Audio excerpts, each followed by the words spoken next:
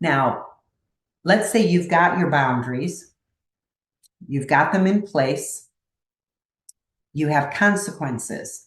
Boundaries, no matter what they are, boundaries without consequences are suggestions. Write that down if you are taking notes.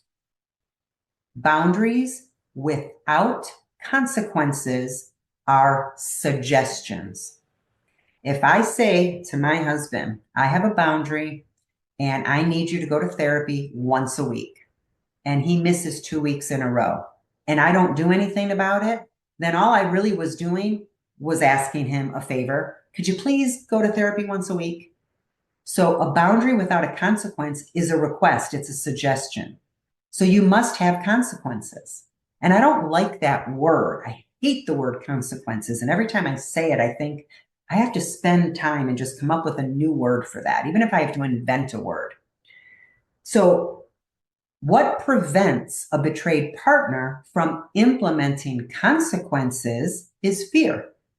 Now we're right back where I was talking about before, how the betrayed partner needs to go on that individual path of healing so that they can get rid of fears and limiting beliefs that are holding them back from living their best life, from implementing consequences, from saying, you know what?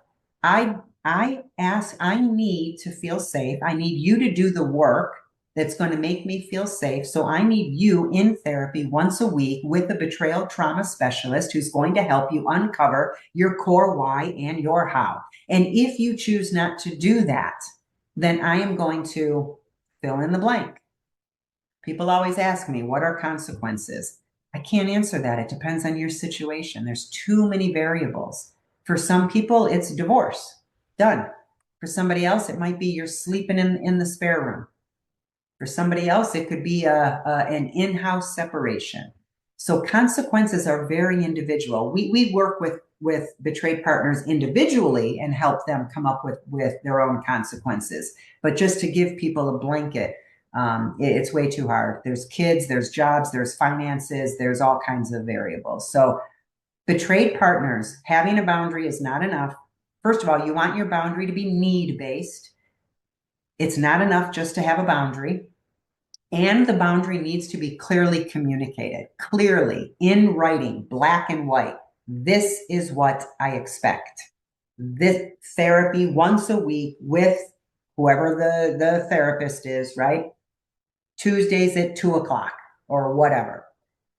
A boundary should never have a gray area. Ever, ever, ever. No room for misinterpretation in a boundary. And then the consequence, the same thing. If you do not, this is what I will do. But then you have to follow through. And if you've got a fear of abandonment, fear of rejection, fear of being alone, a limiting belief that you're not worthy, you don't deserve love, any of that going on, chances are you're not going to implement the consequence. That fear is going to hold you back. That's why, again, emotional therapy, like root cause therapy, is so important to figure out what are those fears, what are those beliefs, what are those patterns that are holding you back. All right, that was a long answer as well, of course.